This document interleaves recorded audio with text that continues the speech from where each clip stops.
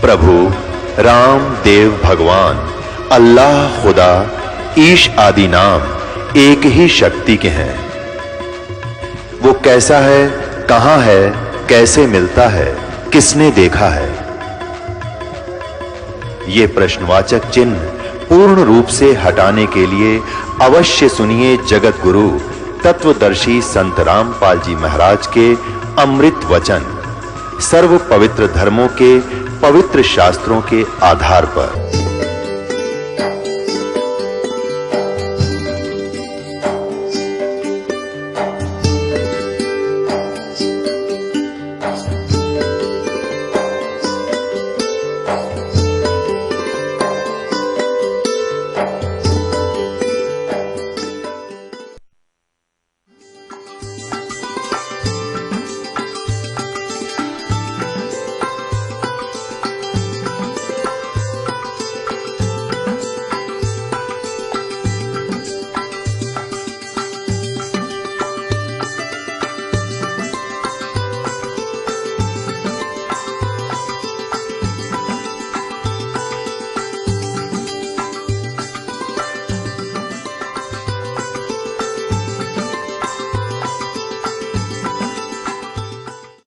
बोलो सतगुरुदेव की जय। बंदी छोड़ कबीर परमेश्वर जी की जय। बंदी छोड़ गरीबदास जी महाराज जी की जय। स्वामी राम देवानंद जी गुरु महाराज जी की जय।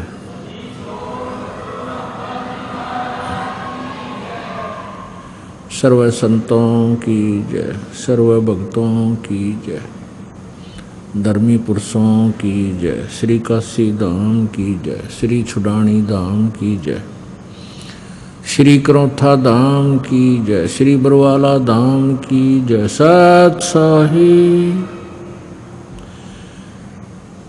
गरीब नमो नमो सतपुरुष को नमस्कार। गुरु की नहीं सुर नर मुनि जन साधुआं संतों सर्वस दी नहीं। सतगुरु साहेब संत सब डंडो तम प्रणाम। आगे पीछे मध्य हुए तिनको जा कुर्बान। नराकार निर्विषम काल जाल वैभंजनम निर्लेपम निज निर्गुणम अकल अनुबेशोन्दनम सोहम सुरति समाप्तम सकल समाना निरतलय उज्ज्वल हिरंबर हरदमम बेपरवा अथा है वार पार नहीं मध्यतम। गरीब जो सुमरह सिद्ध होई गणनायक गलता ना करो अनुग्रह सोई पारस पद परवाना। आदि गणेश मनाऊं गणनायक देवन देवा चरण कमल लो लाऊं आदंत करूं सेवा। परम शक्ति संगीतम रिद्धि दाता सोई अवगत गुण अतीतम सत्य पुरुष निर्मोही जगदम्बा जगदीशम मंगल रूप गुरारी। तन मन अर्पण शीसम भक्ति मुक्ति भंडारी। सुर नर मुनि जन ध्यावे ब्रह्मा विष्णु महेशा शेष सहस मुख गावे पूजे आदि गणेशा। इंद्र कुबेर सरीखा वरुण धर्म राय जावे। समर्थ जीवन जी का मन इच्छा फल पावे। 33 कोटि आधारा जावे शेष 88। उतरे भव जल पारा कट है यम की फांसी। 33 कोटि आधारा जावे शेष 88। उतरे भव जल पारा कट है यम की फांसी। सत साहिब कर जोरों विनती करूं धरूं चरण पर शीश। गुरु जी राम देवानंद जी महाराज ने दियो नाम बख्शीश। कोटि कोटि सिजदा करूं कोटि कोटि प्रणाम। चरण कमल में राखियो मैं बंदी जाम गुलाम। कुत्ता तेरे दरबार का मोतिया मेरा नाम, गले प्रेम की जेवड़ी, जांखें चोवा जाऊं मैं, तो करो तो बावड़ू, दूर दूर करो तो जाऊं, जो रखो त्यों ही रहूं, जो देवो सो खाऊं। 7 द्वीप 9 खंड में, गुरु से बड़ा न कोई, करता करे न कर सके, गुरु करे सो होय। कबीर राम कृष्ण से कौन बड़ो, उन्हों भी गुरु कीन, 3 लोक के वे धनी, गुरु आग आदीन। गुरु बिन माला फेरते, गुरु बिन देते दान, गुरु बिन दोनों निष्फल है, चाहे पूछो वेद पुराण। जय इब कै सतगुरु मिले, सब दुख आँखों रो, चरणों ऊपर शीस धरूं, कहूँ जो कहनी हो। कबीर साईं मिलेंगे, पूछेंगे कुशलात, आदि अंत की सब कहूँ, अपने दिल की बात। गुरु जी तुम ना भूलियो, चाहे लाख लोग मिल जाही, हमसे तुमको बहुत है, पर तुमसे हमको ना। कबीर तुमरे विसारे क्या बने, मैं किसकी शरण में जाऊं। शिव ब्रंच मुनि नारदा, तिनके हृदय न समाऊं। अवगुण किए तो बहुत किए, करत न मानी हारे, बावे बंदा बख्श दियो, बावे गर्दन उतार। अवगुण मेरे बाप जी, बख्शो गरीब नवाज, जो मैं पूत कपूत हूँ, बोर पिता को लाज। मैं अपराधी जन्म का, नक्सिक बरे विकार, तुम दाता दुख भंजना, मेरी करो संभार। परम पिता परमात्मा पूर्ण ब्रह्म, सारी सृष्टि के रचनहार, कुल मालिक, परम अक्षर ब्रह्म, कबीर देव जी की असीम कृपा से, कबीर साहब जी की असीम कृपा से आप जी इस शुभ समागम में पहुंच पाए। जिन पुण्य प्राणियों के पूर्व जन्म के संस्कार अत्यधिक होते हैं, वे ही प्राणी ऐसे शुभ समय का लाभ उठा पाते हैं। पुण्यात्माओं, परमात्मा कबीर जी ने हमें आकर के वो यथार्थ ज्ञान दिया है कि हम जिसके अभाव से इस काल के जाल में फंसे हुए हैं,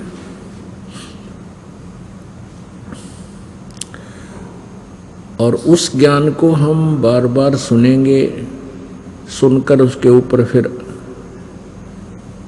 असर करेंगे, अमल करेंगे, उसका अनुसरण करेंगे, तो फिर हम अपने उस लोक में पहुंच जाएंगे, जहां जाने के बाद इस प्राणी की कभी मृत्यु नहीं होती, वृद्धावस्था नहीं आती, युवा शरीर रहता है, कोई कष्ट नहीं, कोई रोग नहीं, किसी प्रकार की कोई टेंशन नहीं, कोई कार्य करने को नहीं। प्रत्येक सुविधा वहाँ उपलब्ध रहती है परमेश्वर के सच्चे दरबार में, सतलोक में। अब हम इतना कुछ ज्ञान सुनते हैं और फिर भी हमारी बुद्धि इतना काम नहीं करती जितना परमात्मा चाहते हैं। जिन प्राणियों को ये सत्संग सुनने को ही नहीं मिला उनका तो दुर्भाग्य है ही है, और जिनको ये सुनने को मिल रहा है वो भी लग रहे हैं बेचारे, जैसे पहली कक्षा के बालक होया करें और जैसे छोटे बच्चे होते हैं वो माता पिता से प्रसन्न किया करते हैं। छोटा सा बच्चा होता है, पिता कोई कार्य कर रहा है तो वो उस वस्तु के बारे में पूछते हैं। जैसे किसी ने ये पेन रखा है साथ में और बच्चा आता है छोटा सा और उठते ही पूछता है पिताजी ये क्या है, तो पिताजी कहता है पेन है बेटा ये। वो फिर पूछता है वो फिर कहता है पेन है ये बच्चा का इतना ही प्रश्न होता है फिर कहता है पेन है ये पेन न्यू कह वो चल पड़ता है। उसकी बुद्धि इतना ही काम करती है, वो ये नहीं सोच रहा कि पिताजी गलत कह रहे हैं, पर वो कैच नहीं कर रहा पिताजी ये बता के रहे हैं, वो ए करके चल ही देता है, कोई और खेल में लग जाता है और पिताजी से वो सब सुन भी जाता है। और जब वो बच्चा बड़ा हो जाता है, उसकी बुद्धि पूरा काम करने लग जाती है, तो उसको फिर पिताजी कहता बेटा पेन ला उठा के, वो दौड़ा दौड़ा जाता है और वही पेन उठाकर पिताजी को दे देता है। तो अब जो आप सत्संग में आ रहे हो और जिनके हृदय में इतनी तड़फ नहीं बनती जितनी ये दास बनाना चाहता है, तो आप बालक हो, आपकी अभी ऐ समाप्त हुई नहीं है। और जिनकी ऐ समाप्त होगी वो प्रत्येक सत्संग में आते हैं 100 काम छोड़ के, वो संकेत समझने लाएगी, उनकी बुद्धि काम करने लाएगी, वो समझ गए उन सैन को संकेत को जो गुरु जी संकेत दे रहे हैं, परमात्मा ज्ञान बता रहे। तो जिनकी ऐ मिट जाएगी फिर वो सयाने हो जाएंगे और समझदार होने के बाद ही वो 100 खतरों से बचेंगे। छोटा बालक है जिसकी ऐ नहीं मिटी है, जिसने न्योय नहीं बेरा यू पेन है और पिताजी बता भी रहा है, और वो ये भी नहीं मान रहा कि पिताजी गलत बता रहे होंगे और उसको स्वीकार भी नहीं कर पा रहा, तो वो बालक है। तो वो बच्चा कभी भी मार खा सकता है, वो कोई बिजली के नंगे तार को भी आतिशबाजी समझकर जो सपारक कर रहा हो उसको भी पकड़ लेगा और जान से हाथ धो बैठेगा। वो सर्प को भी पकड़ लेगा क्योंकि उसको पता ही नहीं, और उसको वो डस जाने से मृत्यु को भी प्राप्त हो जाएगा। तो ये दास ये देख रहा है कि जिनकी ऐ मिट गई वह नहीं चूकते, 100 काम छोड़ कर आते हैं, और उन कामों को फिर परमात्मा किया करता है। जिस कार्य को हम नहीं कर पा रहे तब हम परमात्मा के लिए चलते हैं, और परमात्मा हमारे कार्य कब करता है? जब हम तन मन धन से उसको समर्पित हो जाएंगे और जीवित मर जाएंगे। जीवित मरना किसको कहते हैं? जीवित मरना किसे कहते हैं? जैसे आप जिस सत्संग में आ रहे हो, आपके मन में 100 कल्पनाएं उठती हैं जो दूर देश से आते हैं, भाई कहीं इस कार्य में ये नुकसान ना हो जाए, ये कार्य ना बिगड़ जाए मेरा। तो उनको परमात्मा संकेत करते हैं कि ये देखो, एक व्यक्ति किसी कामवश चंडीगढ़ गया नाइट सर्विस से, और वापस आना था, किसी विशेष काम था घर पे, उसको रात को ही वापस पहुंचना था। कितना इम्पोर्टेंट वर्क होगा, कितना अनिवार्य कार्य होगा जिसके लिए रातों रात गया, फिर वापस आ रहा था, और रास्ते में पानीपत के पास एक्सीडेंट दुर्घटना में उसकी मृत्यु होगी। अब वो भी ना रहा यार, इम्पोर्टेंट काम भी बिगड़ गया। आप ये सोचोगे, विचार करोगे, परमात्मा कहते हैं ये बातें कहन सुन की ना है, ये कर पाड़न की है, इनके ऊपर अमल करना है। आप जी ने मैंने कह दिया, इस दास ने सुना दिया, आपने सुन लिया, आपने कहा बहुत अच्छा ज्ञान सुना, अरे सर हुआ नहीं, फिर तो वह एक ही बात है, तोता वो तोते वाली बात है। तो एक कोई तोता बेचने वाला पिंजरे में तोता लिए जाओ था। एक व्यक्ति बड़ा धार्मिक था, उसने सोचा भाई तोते की आयु बहुत लंबी होती है और ये जंगल में सैर सपट्टे करने वाला जीव सारी उम्र इस कैद में रहेगा। उसने दया करके न सोची इसको लेकर पिंजरे में, इसको मोल लेकर के और छोड़ दूंगा जंगल में। उसने उस तोता बेचने वाले से कहा, भाई इस तोते की कितने कीमत है? बेचने वाले ने कहा 5 रुपये पिंजरे समेत। उसने 5 रुपये अदा करके और वो पिंजरे समेत तोता ले लिया। उस तोते को पढ़ाया, समझाया और पूछा, बेटा तू कैसे फंस गया इस शिकारी के जाल में? उसने तोते ने बताया कि गुरुजी मैं, इसने वहाँ दाने डाले, जाल बिछा रखा था, हमने जाल देखा नहीं, दिखाई नहीं दे रहा था, हमने दाने दाने दिखे थे और हम दाने खाने के लिए वहाँ गए, इसने जाल में फंसा लिए। तो गुरुजी ने कहा, बेटा आगे से तुम ऐसे कोई दाने को डाल रहा हो, जाल बिछा रखा हो, तो उसमें दाने मत खाइयो कि वो दाने तुम्हें सदा सुखी कर देंगे। तुम जंगल में घूमने वाले हो, इधर उधर खा के अपना पेट भर लेना, तो तुम फंसोगे नहीं। अकान जी सही बात है। तो उसने वो सेंटेंस, वो पूरा जो है ना श्लोक गोट लिया, तोते को रटवा दिया। शिकारी आवेगा, दाने डालेगा, जाल बिछावेगा, हम दाने नहीं खाएंगे तो हम जाल में नहीं फंसेंगे। अब गुरुजी ने सोचा भी बच्चा सियाना हो गया है, खूब इसने ये पाठ याद कर लिया और कहा, बेटा मैं तुझे छोड़ दूंगा, इस पर पूरी तरह से आचरण करना जो मैं तेरे को ज्ञान दिया है। कहाँ जी? पक्का गुरुजी। और आपके आसपास के सभी पक्षियों को, तोतों को भी ये जो है ना अलर्ट कर देना, समझा देना। अकान जी जाते ही ये काम करूँगा। अब वो तोता छोड़ दिया, तोता पहुंचा अपने मूल स्थान पर। तो उसके साथी तोतों ने बड़ी खुशी मनाई, भी कैसे पीछा छूटा तेरा? तो उसने बताया, भी मुझे एक दयालु आत्मा ने मोल ले लिया और उसने मुझे छोड़ दिया और साथ में एक मंत्र बता रखा मेरे तक,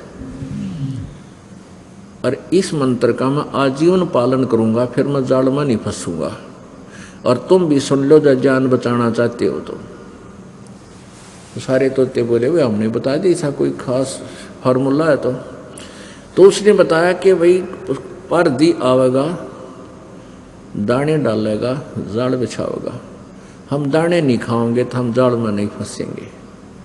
तो सब तोते बोले, वह कमाल की बात से है, तो बहुत बढ़िया बात बताई गुरुजी ने। वो सारे तोत्या ने वो मंत्र गोट लिया। एक शिकारी पहुंच गया वहां पर, साल 6 महीने के बाद तोते पकड़ने वाला। उसने जाके दाने डाल दिए, जाल बिछा दिया। और उसने देखा कि सभी तोते ये रट लगा रहे हैं कि शिकारी आवेगा, जाल बिछावेगा, दाने डालेगा, हम दाने नहीं खाएंगे तो हम फंसेंगे ही नहीं, हम दाने नहीं खाएंगे। अब शिकारी ने सोचा, भाई ये तो सारे तोते पढ़ा दिए किसी ने और शिक्षित हो गए, ये तो एक भी ना फंसा आज। तो उन्हें सोचा, इतनी दूर आया हूँ, चल थोड़ा ट्राई करके देख लेता हूँ, एक आधा पा जाए, अगर मूड वो तो फंसेगा। उसने दाने डाल दिए, जाल बिछा दिया। उन्हें सोची तो रोटी खा ले, फंसना तो कोई है ही नहीं।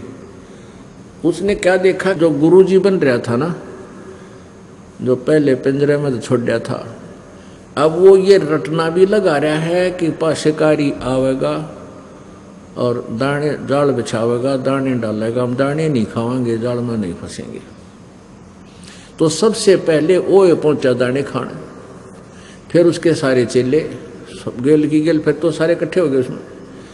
अब शिकारी ने तुरंत वो जाल खींच लिया, सारे जाल के मां, और वो दाने खा रहे हैं, जाल में फंस रहे हैं, फिर भी ये सेंटेंस पढ़ रहे हैं, शिकारी आवेगा जाल बिछावेगा, दाने डालेगा, हम दाने नहीं खाएंगे, जाल में कैसे फंसेंगे।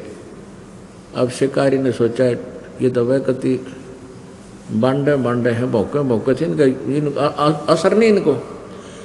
उसने वो सारे तोते ठाकर कमर पर घेर लिए, पाछे लटका कर जाल में चल पड़ा।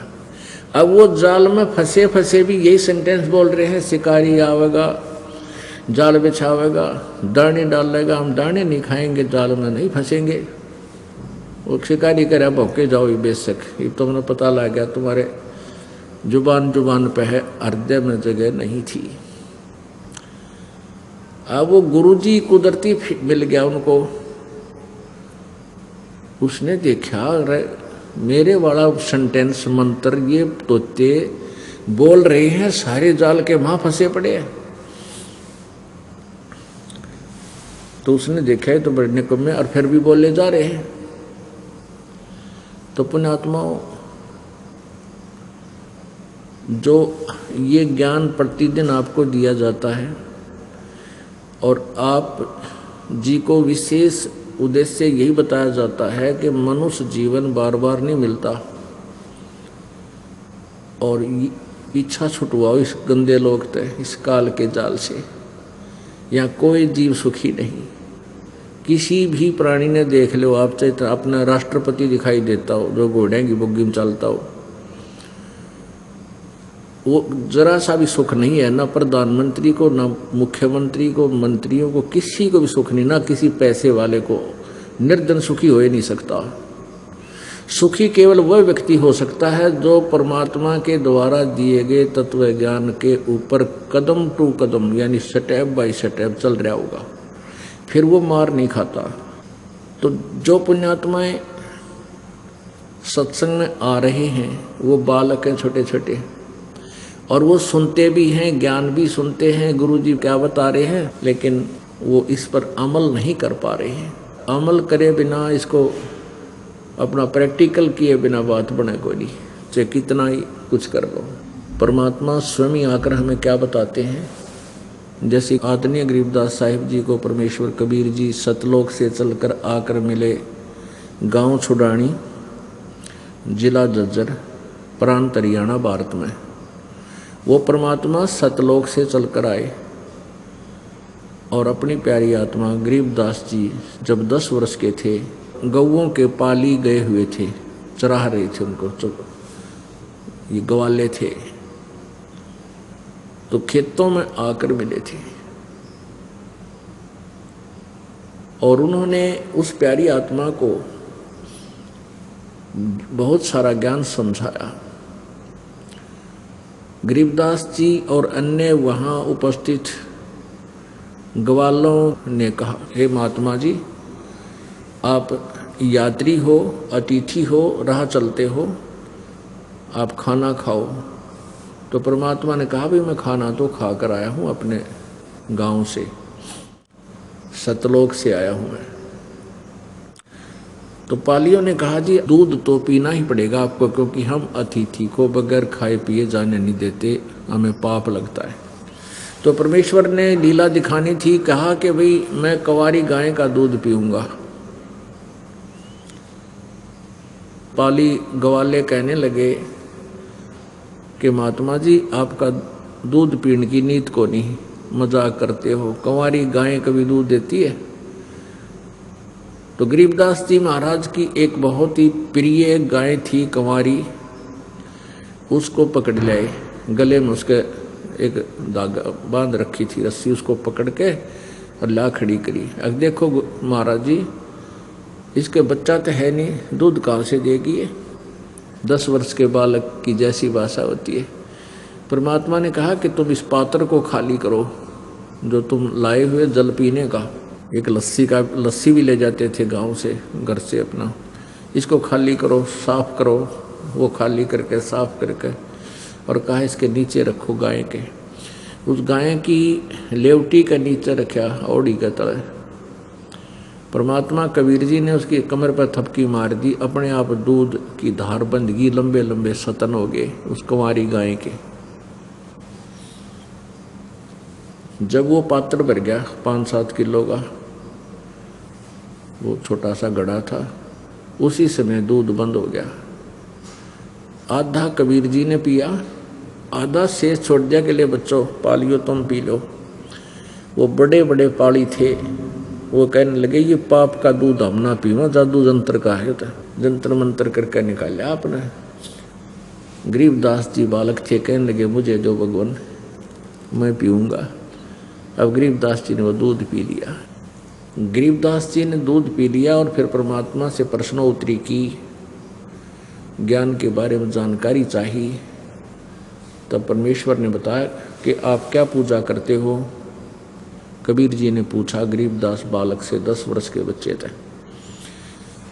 वो कहने लगा जी हम भगवान शिव जी की पूजा करते हैं, हम भगवान विष्णु की भी पूजा करते हैं, राम कृष्ण की पूजा करते हैं, और अपनी जो भी उनकी एकादशी द्वादशी थी उसकी भी पूजा बताई। तो परमात्मा ने कहा बेटा पूजा के योग्य केवल एक ही प्रभु है, वो परम अक्षर ब्रह्म पूर्ण ब्रह्म है, और उसी का संदेशा देने के लिए मैं इस संसार में आता जाता रहता हूँ। उसी परमात्मा की भक्ति से मोक्ष होगा। राम और कृष्ण ब्रह्मा विष्णु महेश, ये राम कृष्ण विष्णु जी के अवतार, ये पूर्ण परमात्मा नहीं है, ये कंप्लीट गॉड नहीं है। इनकी साधना से तुम्हारी जन्म मृत्यु की ये परंपरा समाप्त नहीं हो सकती, जन्म मरण का रोग नाश नहीं हो सकता, और यहाँ प्रत्येक प्राणी बहुत दुखी है। ये गायें हैं और पशु पक्षी अन्य हैं, ये भी कभी मनुष्य थे। आज देखो ये गर्मी सर्दी इनको कितना दुखी कर रही है। किसी का चीचड़ लग रहे हैं, किसी का जोक चपटकी, किसी को कोई तकलीफ है बोल कर बता नहीं पा रहा है।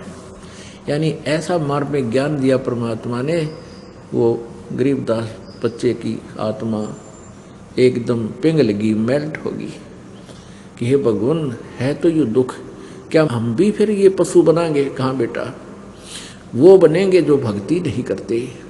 कि वो बच्चा कहता है जी भक्ति तो हम करते हैं, भगवान राम की जय बोलना, कृष्ण जी की जय बोलना, कोई मिला उसको राम राम कहते हैं। परमात्मा ने कहा बेटा ये राम और कृष्ण ये कंप्लीट गॉड नहीं है, इनसे ये दुख मिट नहीं सकता, इनका अपना भी नहीं मिटा हुआ, ये भी अपने कर्म के दंड को भोगते रहते हैं, और इनकी जन्म मृत्यु होती है। ये अविनाशी परमात्मा नहीं है, एक अविनाशी परमात्मा और है, और उसी का संदेशा देने के लिए मैं आया हूँ। अपने आत्माओं जो श्रोता प्रथम बार आते हैं, क्योंकि हमारे भक्त श्रद्धालु परमात्मा की प्यारी आत्माएं अपने मित्रों को, अपने भाई को, बहनों को, रिश्तेदारों को जाकर के बार बार आग्रह करते हैं कि आप जी एक बार चलकर वो सत्संग सुनो, तो वो बेचारे आ जाते हैं और वो ये सुनते हैं कि राम और कृष्ण नासवान हैं, ये ब्रह्मा विष्णु शंकर जी भी नासवान हैं, हमने तो कभी सुना नहीं, ये तो बात जची नहीं। किसी वस्तु को जो नई वस्तु है, नया ज्ञान है, उसको हृदय में समाने के लिए प्रमाण की आवश्यकता पग पग पर जरूरत पड़ती है। तो दास का यही प्रयत्न रहता है कि चाहे 10 व्यक्ति भी समझें इस ज्ञान को, पर वो थोरोली समझ जाए, कंप्लीटली समझें, और फिर वो आगे चल के अपने प्यारी आत्माओं को, भाइयों को, बहनों को, अपने नातियों को फिर वो समझाएंगी, जाके समझाएंगे तो फिर वो ऐसा दृढ़ता से समझा देंगे, और फिर वो अपने आप नाम लेने के लिए दौड़े आएंगे, कल्याण करवा लेंगे, उनका भला हो जाएगा। देखिएगा ये देवी भागवत, इसमें दिखाते हैं राम और कृष्ण विष्णु भगवान ये नासवान है।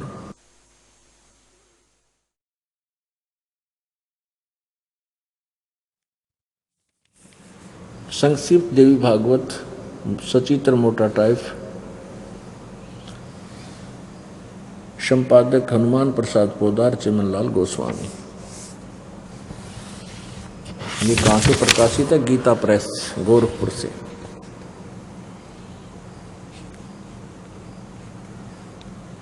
गीता प्रेस गोरखपुर, प्रकाशक मुद्रक हैं गीता प्रेस गोरखपुर, गोविंद भवन कार्यालय कोलकाता का संस्थान है। ये इनके फोन और फैक्स नंबर है।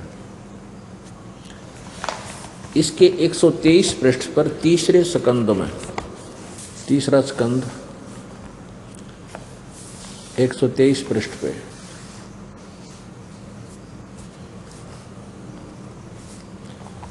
तुम शुद्ध स्वरूपा हो, यह सारा संसार तुम्ही से उद्भासित हो रहा है। विष्णु जी अपनी माता दुर्गा की महिमा स्तुति कर रहे हैं।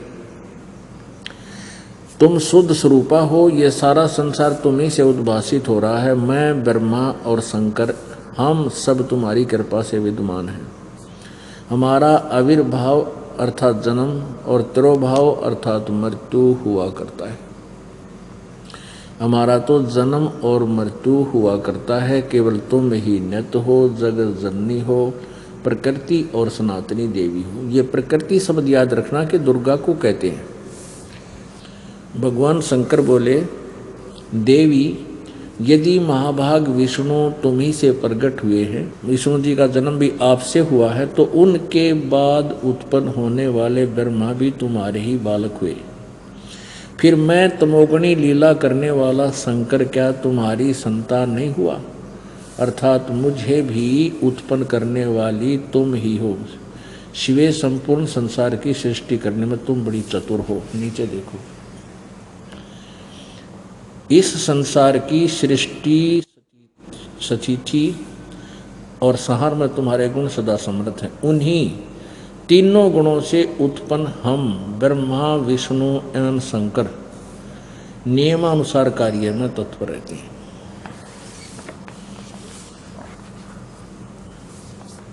अब इससे चार बातें सिद्ध होगी। एक तो ये होगी कि ब्रह्मा और विष्णु और शिव जी ये नासवान हैं, इनकी जन्म और मृत्यु होती है। दास नहीं कह रहा, इनकी हिस्ट्री सीट बता रही है, इनकी जीवनी में लिखा है।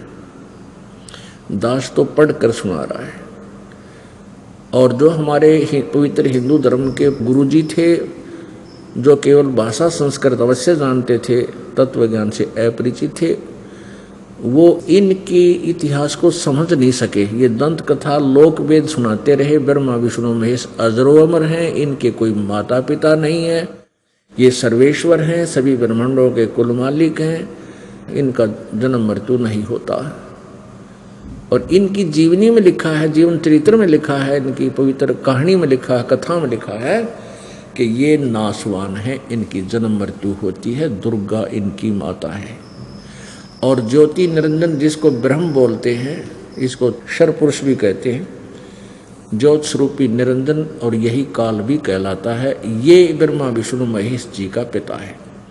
और इस ब्रह्म को श्राप लगा हुआ है 1,00,000 मानव शरीरधारी प्राणियों के सूक्ष्म शरीर से गंध निकाल के, इनको तपस्या पर भून कर सूक्ष्म शरीर को, उसमें से वो मैल निकाल कर पीने और खाने का। इसके लिए इसने अपने तीनों पुत्रों को ड्यूटी दे रखी है और इनको तीनों को एक एक गुण युक्त कर रखा है। रजगुण युक्त ब्रह्मा जी, सतगुण युक्त विष्णु जी और तमगुण युक्त शंकर जी। तो इसमें ये चार बातें सिद्ध होगी, चार कंसेप्ट क्लियर हो गए कि ब्रह्मा विष्णु महेश नासवान है। एक तो ये, दूसरा ये हो गया कि दुर्गा इनकी जननी है, माता है, इससे इनका जन्म हुआ है। तीसरा ये हो गया कि ये रजगुण ब्रह्मा है, सतगुण विष्णु, तमगुण शिव जी। और चौथा ये है कि नियमानुसार कार्य करने में ही तत्पर रहते हैं। यानी कि हम किसी के भी भाग्य को, जो उसके भाग्य में लिखा है, पुण्य और पाप को घटा बढ़ा नहीं सकते। जो जितना जिसका संस्कार है उसको नियमित ही दे सकते हैं। आप पुण्य आत्माओं, गरीबदास साहिब जी ने जब परमेश्वर के मुख से ये बात सुनी, बालक था, कहने लगा, भगवान हमने तो यही सुना है कि ब्रह्मा विष्णु महेश के कोई माता पिता नहीं है और स्वर्ग से ऊपर कोई स्थान नहीं है। तो परमेश्वर ने बताया, बेटा स्वर्ग तो ऐसा है जैसे गर्मी के महीने में कोई धनी व्यक्ति 20,000 30,000 रुपये ले जा, आजकल तो 20-30 में भी काम ना चला, 50,000 60,000 ले जाने पड़ेंगे, और फिर चला जा कुल्लू और मनाली शिमला साइड में गर्मियों के महीने में, हरियाणा राजस्थान उत्तर प्रदेश मध्य प्रदेश, ये ऐसे जो गर्मी सर्दी जहाँ पर प्रत्येक सीजन में आती है ऋतु में, तो उनमें से एक व्यक्ति एक वर्ष जो कमाया उसमें कुछ ज़्यादा हो गया, कुछ धन लेकर के शिमला में या कुल्लू मनाली साइड में चला जाता है और वहाँ जा कर के होटल में कमरा किराए पर लेता है और महीने 20 दिन 2 महीने वहाँ सैर सपट्टा करके 1 लाख रुपया बर्बाद करके वो अपनी जेब से ख़त्म करके और फिर मुंह लटका के वापस आना पड़ता है उसी कर्म क्षेत्र में। वहाँ फिर सारा वर्ष कमाई करो, हो सकता है अगले वर्ष इतना पैसा ना बचे कि वो सैर सपट्टा करके आ सके, तो फिर उस गर्मी में वही तड़पता रहेगा। तो ऐसे ये स्वर्ग है। वेदों से शास्त्र अनुकूल साधना प्रारंभ होती है और वेदों अनुसार जो साधना करना है उसमें ओम नाम है और 5 यज्ञ। इस साधना से स्वर्ग महास्वर्ग तक प्राणी चला जाता है, ब्रह्मलोक तक भी पहुंच जाता है। गीता जी अध्याय नंबर 8 के श्लोक नंबर 16 में कहा है कि ब्रह्मलोक पर्यंत ये सभी लोग वहाँ गए हुए साधक जन्म और मृत्यु को प्राप्त होते रहते हैं, पुनर्वर्ती में है। वहाँ जाने के बाद भी पुनः जन्म लेने के लिए पृथ्वी पर आना पड़ता है, अपने पुण्यों को समाप्त करके कर्म भोगने के लिए फिर आना पड़ता है। फिर कभी मनुष्य जन्म मिले तो फिर पुण्य बने या ना बने तो फिर स्वर्ग से भी वंचित रह जाता है। इतना समझो ये स्वर्ग है जैसे होटल में जाकर 2 महीने रेस्ट कराया, अपनी पूंजी बर्बाद की, वापस आ गया। ऐसे ही अपने पुण्य होने पर स्वर्ग मिल जाता है, स्वर्ग में अपने पुण्य समाप्त करके खर्च खा के और फिर वापस पृथ्वी लोक पर की तो पशु बन जाता है, कभी पक्षी बन जाता है। ये अरहट का कुआ लोई यागल बन जा है सब कोई, और कीड़ी कुंजर और अवतारा हर हट डोर बंधे कई बारा।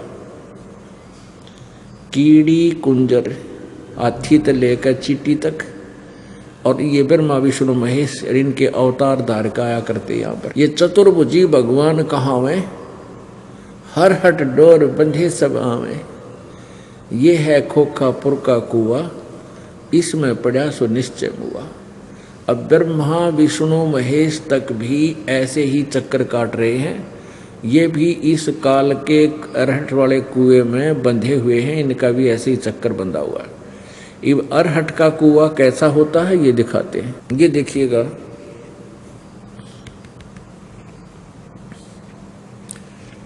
ये जो पोर्शन आपको दिखाई दे रहा है ये एक कुआं है, ये इतना ये कुआं है, इसमें ये जल भरा हुआ है। और ये हरट एक रहट होता था, अरहट बोलते हैं इसको। यहाँ एक पुली लगा दी जाती थी, इस पुली के ऊपर के चैन चलती थी, ये चैन, और चैन के बाल्टियां वेल्ड कर दी जाती थी। ये बाल्टियां वेल्ड कर रखी हैं। ये चैन चलती थी, इसको बैलों से चलाया जाता कोल्लू की तरह। तो ये पुली चलती थी तो ये चैन भी नीचे आती थी, बाल्टी यहाँ से बाल्टियां भरती और ऊपर जाके यहाँ खाली हो जाती है, और ये जल बाहर खेतों में चला जाता, सिंचाई के काम लेते हैं। यहाँ क्या बताया है कि जैसे नीचे से पानी भरा बाल्टियों ने, ऊपर आकर खाली होगी, फिर भर के लेगी, फिर ऊपर गई, फिर खाली होगी, फिर भर के आई, फिर खाली होगी, फिर नीचे से भरी, फिर ऊपर जाकर खाली होगी, फिर भरी। तो ये चलता ही रहता था सारा दिन। तो इसमें क्या बताते हैं कि जैसे आप पुण्य इकट्ठे किए पृथ्वी लोक पर आके, ऊपर स्वर्ग में खाली किए, पाप नरक में खाली किए, और फिर बाल्टी खाली वापस आ गई, फिर नीचे तो बरी फिर चले, फिर नीचे बरी फिर चले। तो इसमें कहते हैं चतुर्भुजी भगवान कहाँ है, ये ब्रह्मा विष्णु महेश भी, और हर हट डोर बंधे सभा में, इनकी भी जन्म मृत्यु होती है और ये भी ऐसे ही अन्य योनियों को भी भोगते रहते हैं। ये अरहट का कुआ लोई, या गढ़ बंजा है सब कोई, कीड़ी कुंजर और अवतारा, हर हट डोर बंधे कई बार। और परमात्मा क्या बताते, अमर करो सतलोक पठाऊं, तात बंदी छोड़ कहाऊं। अब गरीबदास जी महाराज बालक थे छोटे से, और बच्चे के अच्छा और बुरा रंग जल्दी चढ़ा करे, और कुछ पुण्य आत्माएं होती हैं जिनको परमात्मा स्पेशल आकर मिलते हैं, और उनको अपने ज्ञान से, अपने यथार्थ भक्ति से परिचित कराया करते हैं। फिर वो पुण्यात्मा अपने अक्षेत्र में, जिस भी समाज में उत्पन्न है, अपनी लैंग्वेज में बोल बोल कर वो परमात्मा के बारे में कलम तोड़ व्याख्या करता है, पूरी दृढ़ता के साथ व्याख्या करता है। ये लक्षण है उस पूर्ण ब्रह्म के, कि वो परमात्मा सतलोक से अपने निज धाम से गति करके आता है, और अपनी विशेष पुण्यात्माओं को, वर्णीय पुरुषों को, दृढ़ भक्तों को, सच्ची आत्माओं को, दृढ़ आत्माओं को, जो उनके विशेष भक्त हैं, उनको आकर मिलता है, फिर उनको ज्ञान बताता है। अब ये भी आपको प्रमाण देना पड़ेगा। देखिएगा, ऋग्वेद 9-10 मंडल अनुवाद करके इनका ये इकट्ठे जल्द किए हुए हैं, 9-10 मंडल। ये लिखा महर्षि दयानंद सरस्वती। ये कहाँ से प्रकाशित है?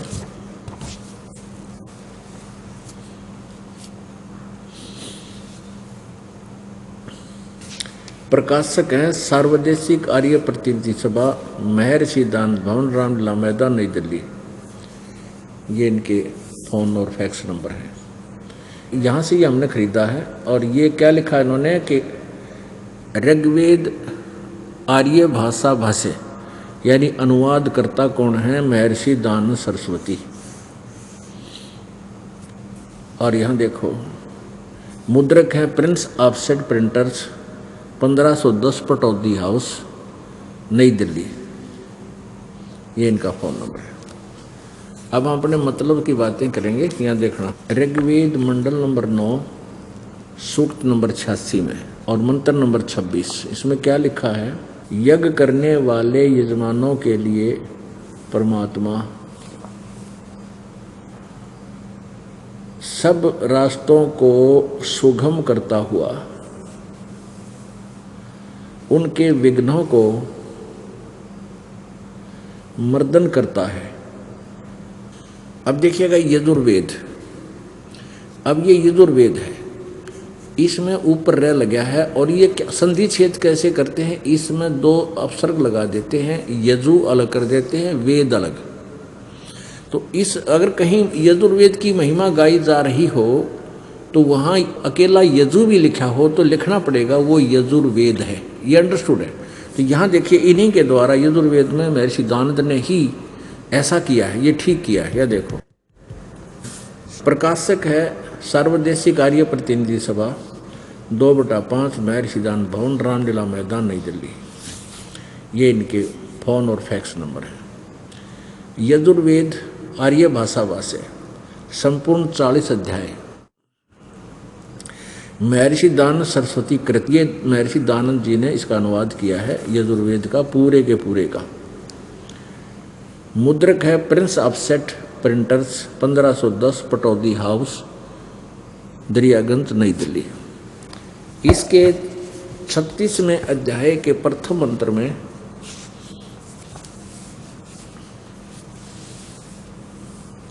ये 60-30 हो जाए, 60-30 माने 6-30, 36 में अध्याय, और मंत्र नंबर ये 1 है। अथ 60-30 से अध्याय आरंभ है।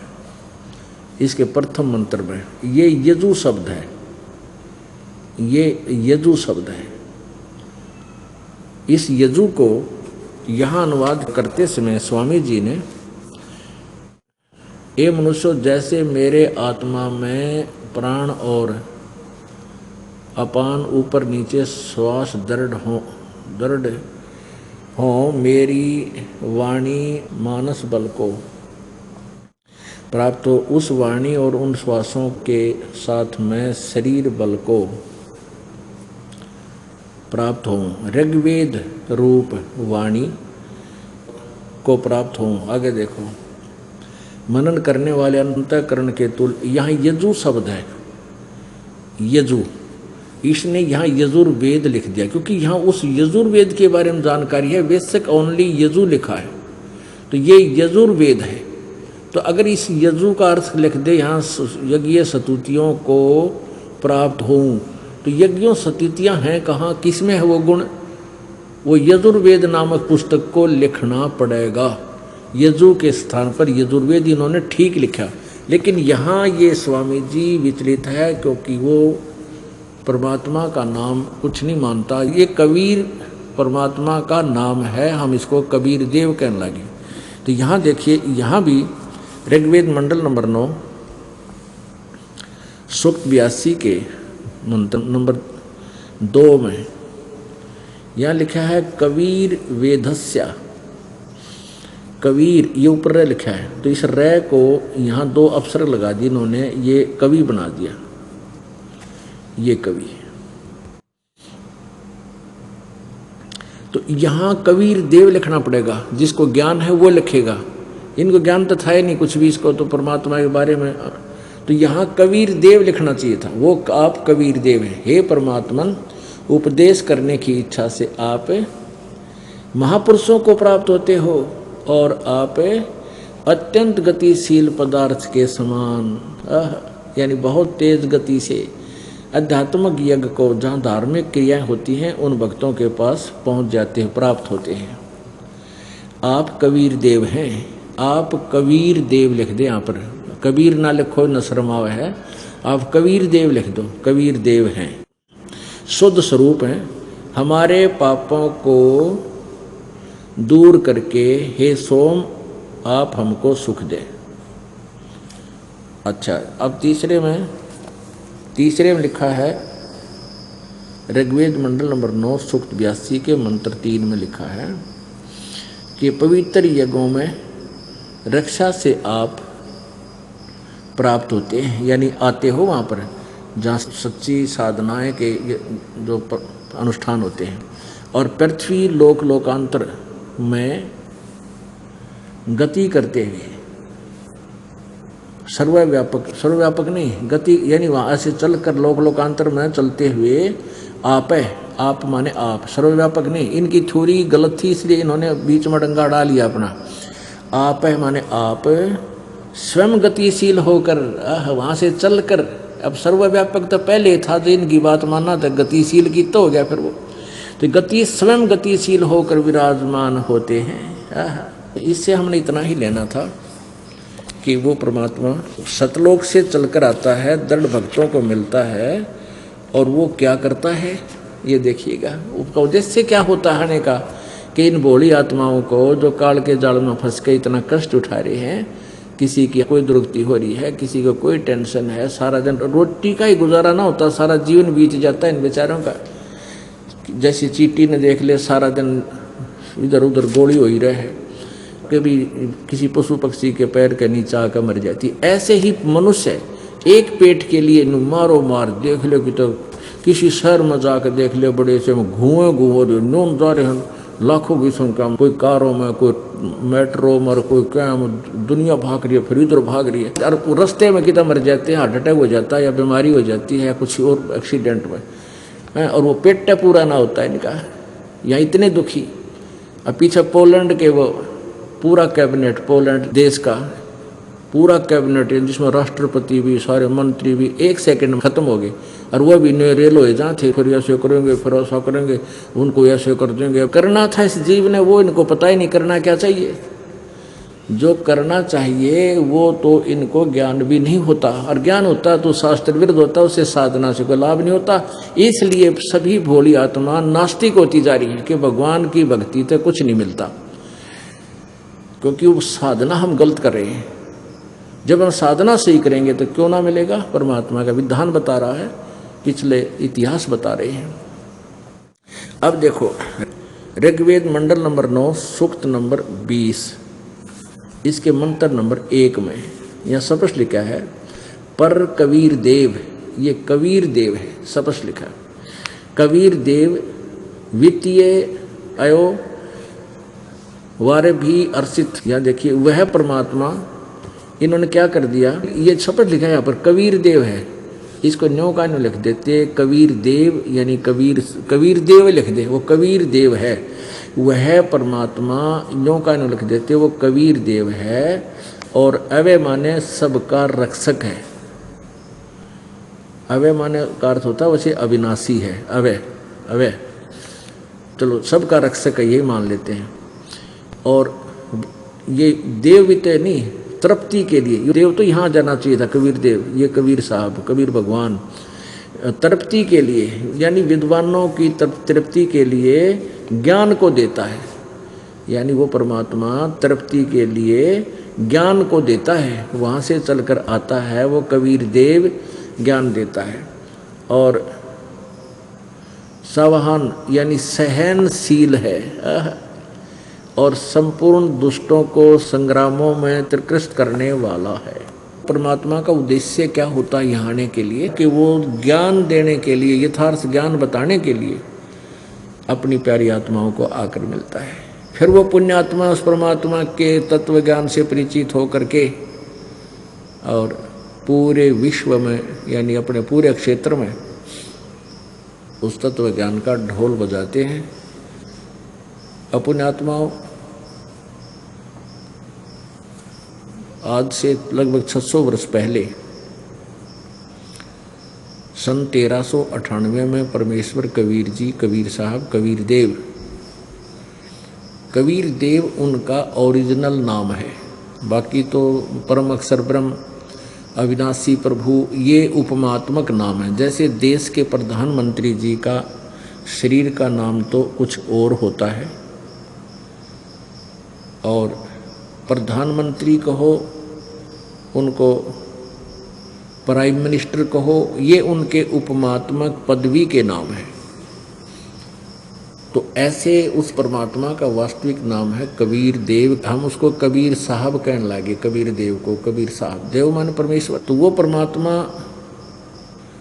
आए थे 600 वर्ष पहले, उन्होंने ये लीला की थी, और बीच बीच में भी जब चाहे वो आते हैं, अपनी प्यारी आत्माओं को आकर मिलते हैं, उनको ज्ञान देते हैं। तो उन्हीं में से एक श्रेष्ठ आत्मा, महान आत्मा, पुण्य आत्मा आदरणीय गरीबदास साहिब जी, गांव छुडानी, जिला झज्जर, प्रांत हरियाणा, भारतवर्ष में हुए हैं, जिनको परमेश्वर आकर मिले थे। जो आज वेदों में उस परमेश्वर की महिमा ज्यों की त्यों लिखी है, वो ऐसी लीला करता है, उसको पहचानने का ये तरीका है। और परमेश्वर जब आए थे 600 वर्ष पहले, वो अपनी प्यारी आत्मा धर्मदास जी को मिले थे।